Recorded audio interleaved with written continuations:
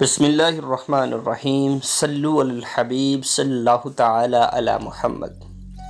रसूलुल्लाह सल्लल्लाहु तआला अलैहि वसल्लम फरमाते हैं कि एक दिन हज़रत मूसा अलैहिस्सलाम बैठे हुए थे कि इबलीस आया और उनके पास आकर खड़ा हो गया और सलाम किया। हज़रत मूसा अलैहिस्सलाम ने पूछा, तू कौन है? उसने जवाब दिया, मैं इबलीस हूँ। हज़रत मूसा अला नबीना अलैहिस्सलातु वस्सलाम ने फरमाया, खुदा तुझे किसी का हमसाया करार न दे। इबलीस ने कहा, अल्लाह के नज़दीक आपका मकाम बड़ा है, इसलिए मैं आपको सलाम करने के लिए हाज़िर हुआ हूँ। हज़रत मूसा अलैहिस्सलातु वस्सलाम ने फरमाया, अच्छा मुझे ये तो बता कि वो कौन सा गुनाह है जिसकी वजह से तू लोगों पर गालिब आ जाता है और लोग तेरे काबू में आ जाते हैं। इब्लीस ने जवाब दिया, जब कोई शख्स अपने आप को कुछ समझने लगता है और उसके जहन में अना परस्ती और तकब्बर पैदा होता है तो वो फौरन मेरे कब्ज़े इख्तियार में आ जाता है। वही लोग मेरा शिकार होते हैं जो अपने आप को बड़ा तसव्वुर करते हैं और अपने छोटे से काम को बड़ा कारनामा समझते हैं और अपने गुनाहों को हल्का महसूस करते हैं।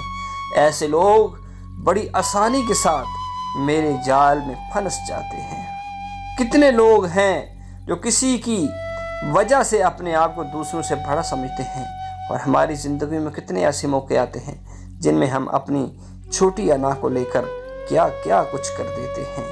जी दोस्तों, हर अमल में, हर काम में अपने आप को बिल्कुल हल्का समझिए। लिहाजा ये वो बातें हैं जिनसे शैतान हम पर गालिब आ जाता है और यहाँ पर हम इसके जाल में फंस जाते हैं।